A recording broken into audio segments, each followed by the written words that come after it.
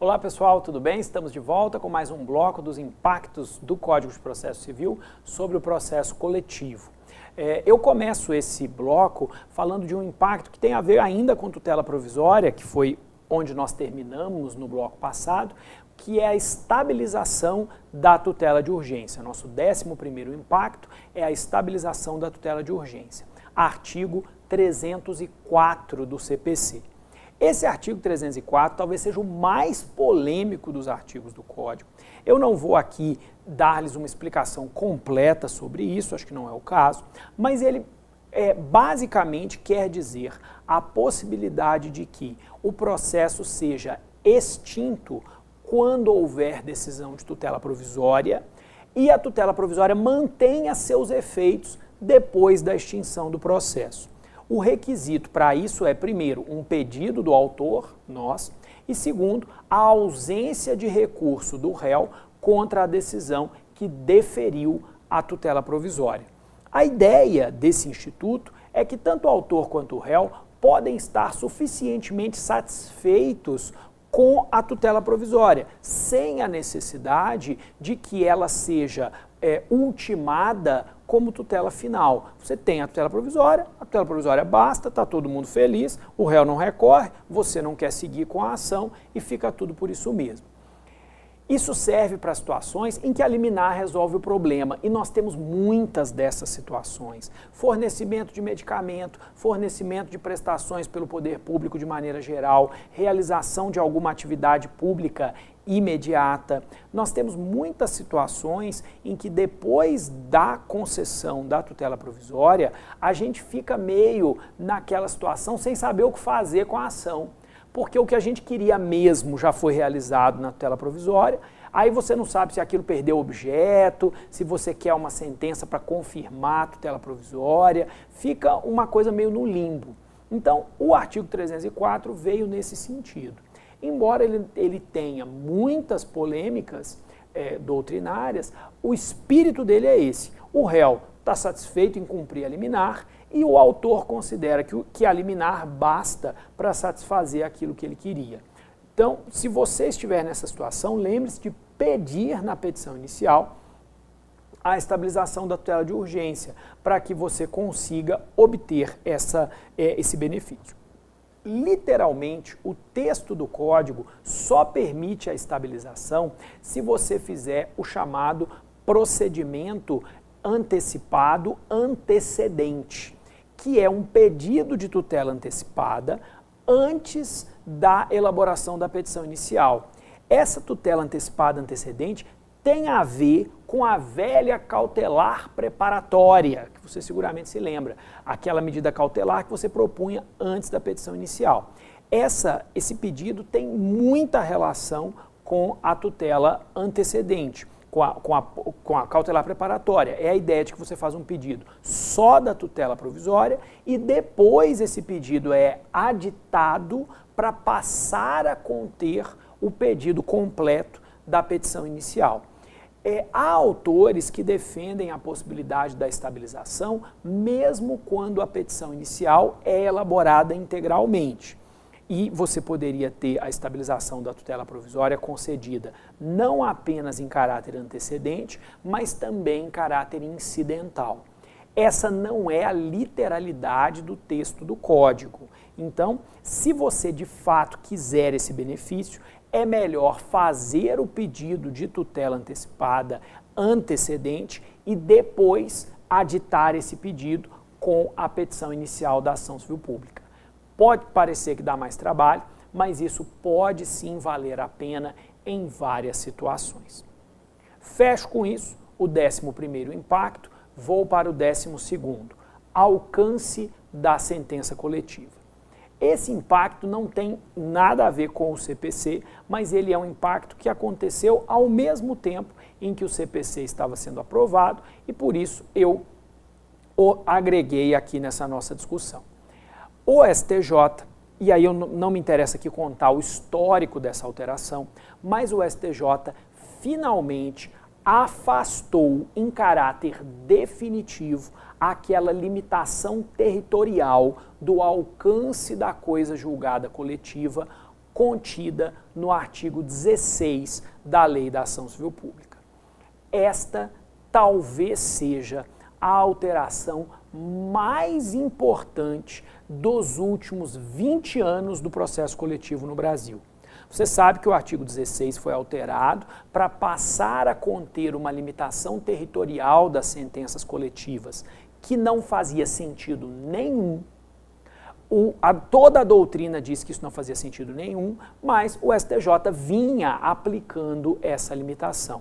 Gradualmente, o STJ superou essa limitação e eu deixei para vocês no material o histórico jurisprudencial dessa superação.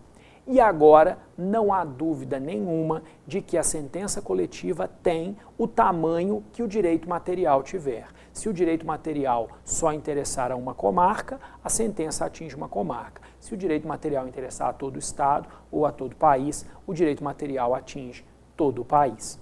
A única questão que a gente precisa ter cuidado aqui é que nós vamos ter que fazer um pedido adequado ao tamanho do direito material, mas não há mais necessidade de que nós tenhamos essa limitação. O mais legal, o mais importante, é que houve recurso dessa questão para o Supremo e o Supremo reconheceu a ausência de repercussão geral nessa matéria. Diz que o assunto era infralegal. Portanto, o entendimento do STJ é definitivo e não será alterado pelo Supremo, o que é ainda melhor. Então vamos finalmente nos livrar da limitação do artigo 16 da Lei da Ação Civil Pública, o que é espetacular, é uma grande vitória para o processo coletivo brasileiro. Fechei o 12º impacto.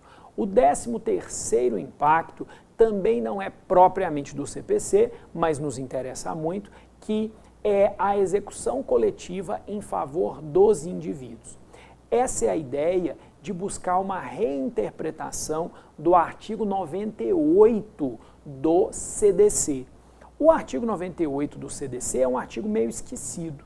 Nós costumamos usar muito a ideia de que direitos difusos e coletivos são executados coletivamente e direitos individuais homogêneos são executados individualmente. Quer dizer, você tem uma sentença genérica e os próprios indivíduos depois vão lá e executam essa sentença. Ou então, se os indivíduos não aparecerem, o Ministério Público executa, mas executa para o fundo e não em benefício desses indivíduos. Isso é assim porque nós nos esquecemos do texto do artigo 98 do CDC, que, bem interpretado, permite que você tenha uma execução coletiva pelos legitimados de que trata o artigo 82, porém em favor das vítimas, desde que os direitos dessas vítimas já estejam fixados em liquidação. E aí você poderá dizer, mas Vitorelli, aí não adianta nada, se a vítima tem que entrar com a liquidação, ela já faz a liquidação e a execução. Essa é a questão. Todo mundo sempre presumiu isso, de que a liquidação sempre tem que ser feita pela vítima. Mas por que se presumiu isso? Se presumiu isso por uma premissa equivocada. Qual é a premissa equivocada? A premissa de que as vítimas necessariamente precisam participar do processo para comprovar o prejuízo que sofreram. E essa premissa é falsa. É possível que as vítimas precisem participar do processo para apresentar aquilo que sofreram, mas não é essencial. Muitas vezes, as vítimas podem participar do processo apenas para receber o dinheiro. Por quê? Porque o réu tem informação suficiente para fazer a execução, para fornecer para que a execução seja feita. Então, o réu fornece as informações ao legitimado coletivo, o legitimado coletivo executa e o pagamento é feito às vítimas, que é um exemplo simples aqui do Paraná. Aqui no Paraná, nós tivemos uma situação em que um banco era executado, a parte exequente, que era uma associação, requereu ao juiz que o banco fizesse os cálculos do valor devido e o banco depositasse nas contas de cada uma das pessoas o valor que era devido àquela pessoa. Ótimo, excelente. Isso que a gente espera de um processo coletivo, que o indivíduo não tenha que fazer nada e obtenha aquilo que ele quer. Outro impacto, e aí o 14º impacto relacionado a essa questão, muito próximo, é o transporte in utilibus da coisa julgada coletiva em favor dos indivíduos. Artigo 103, parágrafo 3º. Muita gente se esquece desse aspecto, porque o transporte in utilibus é a possibilidade de que a vítima execute em seu favor a sentença não de direitos individuais homogêneos, mas de direitos difusos e coletivos. Então, se o Ministério Público do Paraná obteve uma sentença dizendo que a companhia de água é responsável por um dano coletivo, isso significa, essa sentença, por força do artigo 103, parágrafo 3º do CDC, contém em si, e a gente não percebe isso, a condenação da companhia a indenizar todos os prejuízos individuais derivados desse impacto coletivo. E a gente se esquece disso. A gente acha que essa condenação se restringe ao aspecto coletivo. E isso é falso. Falso. Essa sentença contém essa disposição por expressa disposição do 103, parágrafo 3º. Só que o 103, parágrafo 3º diz que o próprio indivíduo teria que ir lá buscar essa reparação. Ora, não tem, basta que a gente combine isso com o meu impacto anterior. O MP vai lá e faz a liquidação e a execução em favor dos indivíduos. Como? Se valendo de bancos de dados do próprio réu. No meu exemplo, basta dar às vítimas crédito na conta de água. Se a responsável é a companhia de água, o MP executa, a companhia de água fornece os dados relativos ao prejuízo de cada vítima e o juízo determina que a companhia dê crédito nas respectivas contas. Pode ser que isso dê errado para um número irrisório de consumidores, mas quando a gente trata de um produto cujo fornecimento é essencial, água, energia elétrica, serviços bancários, o mais provável é que a maioria daquelas vítimas continue sendo cliente do réu e, portanto, seja possível utilizar dados e atividades do próprio réu como mecanismos de reparação. Então, o 13º e o 14º impacto estão muito relacionados e eles se relacionam à possibilidade de que nós levemos para as verdadeiras vítimas do dano a reparação coletiva e não nos contentemos em ficar colocando dinheiro em fundos, sendo que esses fundos raramente levam à reparação das pessoas que sofreram aquele dano. Com isso eu chego no meu 15º impacto. E o 15º impacto tem a ver com a positivação da tutela inibitória. Luiz Guilherme Marinoni, nosso querido professor paranaense, meu orientador de doutorado, foi pioneiro no Brasil na argumentação relacionada à tutela inibitória, cuja premissa é bastante simples. É melhor que o Poder Judiciário forneça uma tutela que impeça o dano, que impeça o ilícito, do que uma tutela que apenas os repare depois que eles já ocorreram. A tutela inibitória, portanto, nada mais é que a tutela preventiva. Até 2015, esse era um argumento acadêmico, era uma estrutura pensada pelo professor Marinoni. No CPC de 2015, o artigo 497, parágrafo único, nos diz que para a concessão da tutela específica destinada a inibir a prática, a reiteração ou a continuação de um ilícito ou a sua remoção, é irrelevante a demonstração da ocorrência de dano ou a existência de dolo ou culpa.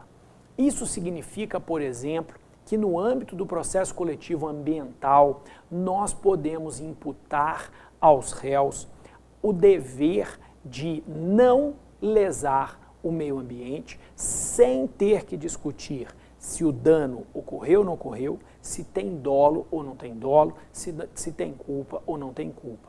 Se houver uma ameaça da prática de ato ilícito, isso por si só basta para que nós obtenhamos a tutela jurisdicional.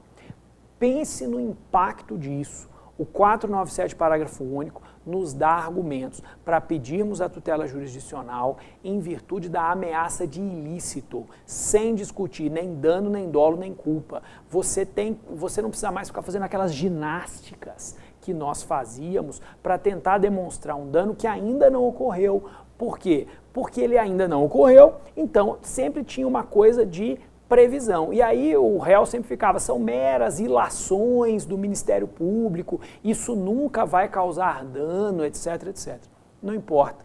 Se a atividade é ilícita, isso por si só autoriza a concessão da tutela inibitória. O 497, parágrafo único, é um dos melhores artigos do CPC. Não o perca de vista. O nosso próximo e penúltimo impacto do processo civil é a ideia de judicialização estratégica. O artigo 3º, parágrafo 2º, combinado com o 334 do CPC, estabeleceram que, depois que uma ação é ajuizada, continua sendo prioritária a solução consensual. Então, eu tenho dito que isso supera aquela velha dicotomia de Ministério Público resolutivo versus Ministério Público demandista. Porque o velho Ministério Público resolutivo era aquele que resolvia sem processo, extrajudicialmente. Essa dicotomia desapareceu. Você agora pode demandar e, mesmo demandando judicialmente, a solução consensual permanece como prioritária, o que significa que nós podemos trabalhar com uma judicialização estratégica, utilizar a ação judicial como um dos elementos no jogo de poder que envolve qualquer acordo.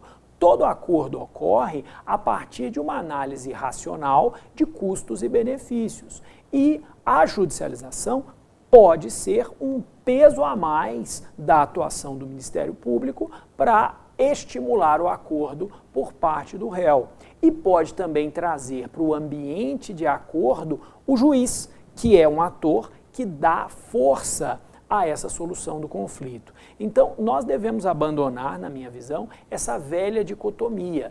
É possível demandar e, ao mesmo tempo, continuar sendo resolutivo, ao mesmo tempo, continuar buscando a solução consensual dentro do processo. A demanda não é algo que significa que nós devamos abrir mão de uma visão resolutiva. O início do processo não significa jogar a toalha da atuação resolutiva. E com isso, falando de estratégia, eu chego ao meu último impacto, ao 17º impacto, que é o sistema de precedentes. O processo civil brasileiro reforçou em 2015 a ideia de que decisões judiciais de tribunais, inclusive estaduais, e essa é a grande novidade, podem ser obrigatórias para os juízes. É possível que os juízes tenham que atender, tenham que respeitar os entendimentos fixados pelos tribunais, desde que os tribunais fixem esses entendimentos, fazendo-os em alguma das ferramentas de formações de precedentes que estão contidas predominantemente no artigo 927. Como você vai ver aí na tela, eu fiz uma pequena correção do artigo 927, porque ele tem coisas que de fato não existem e faltam nele coisas que de fato existem. Eu não quero cansá-los com uma exposição minuciosa desse dispositivo, mas esse meu 927, o vermelho é meu, então os riscos e os acréscimos vermelhos são meus. Esse 927 nos dá basicamente um horizonte de precedentes. Entendimentos judiciais formados a partir de um desses veículos processuais previstos na disposição são obrigatórios para os juízes e tribunais inferiores. E veja que são muitos. E isso inclui tribunais de segundo grau. Isso significa que nós vamos ter que lidar agora com decisões do TJ do Paraná que são obrigatórias para os juízes do Paraná.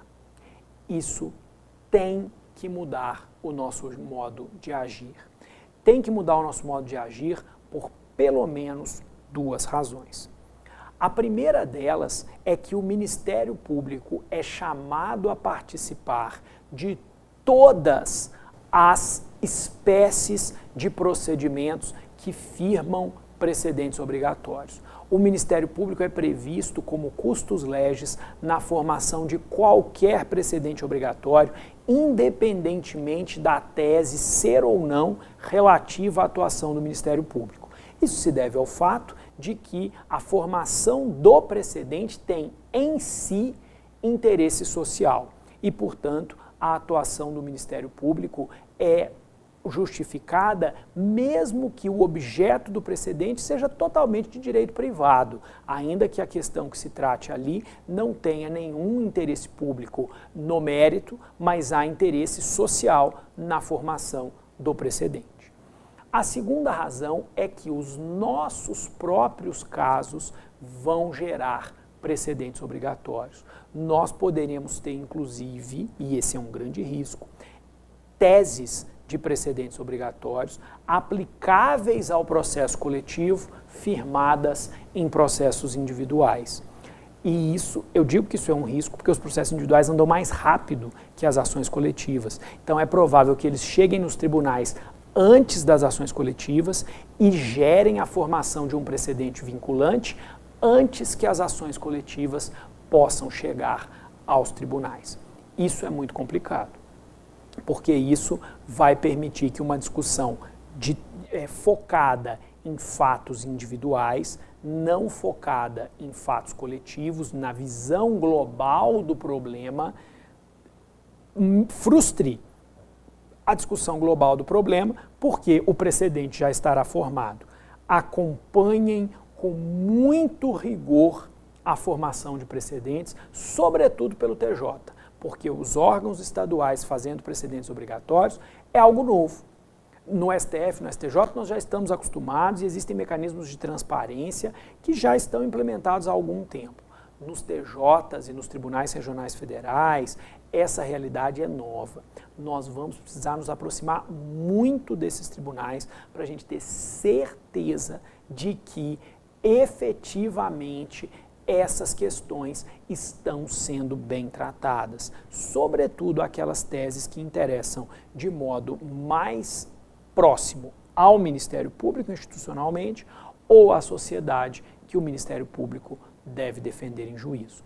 Ter proximidades, ter familiaridade com o sistema de precedentes é absolutamente fundamental num mundo em que o direito será, daqui por diante, regido por precedentes. Daqui a 5, 10, 15 anos, nós teremos uma realidade jurídica completamente diferente da que temos hoje em virtude do sistema de precedentes. Lembre-se de onde eu comecei esse nosso pequeno curso. Um Código de Processo Civil é feito para durar, em média, 40 anos. O fato de hoje esse impacto dos precedentes ser pequeno não significa que ele não virá a ser no futuro. E nós poderemos ter aí um sistema que comece a se parecer muito mais com aquilo que a gente classicamente chama de common law do que com o sistema de hoje. Isso muda o ensino jurídico, isso muda o jeito de pensar o direito, isso muda a atuação do Ministério Público. Meus caros, com isso eu encerro os nossos 17 impactos concretos do CPC sobre o processo coletivo. Espero que vocês tenham gostado, espero que vocês tenham tirado ideias práticas que mudem a atuação de vocês como agentes de transformação da sociedade e que mudem o jeito de vocês enxergarem aquilo que nós podemos utilizar de bom do processo civil nas ações coletivas. Eu fico à disposição de vocês por e-mail ou nas redes sociais para continuar essa discussão e para tratar de outros impactos que vocês queiram propor. Um grande abraço e até a próxima oportunidade.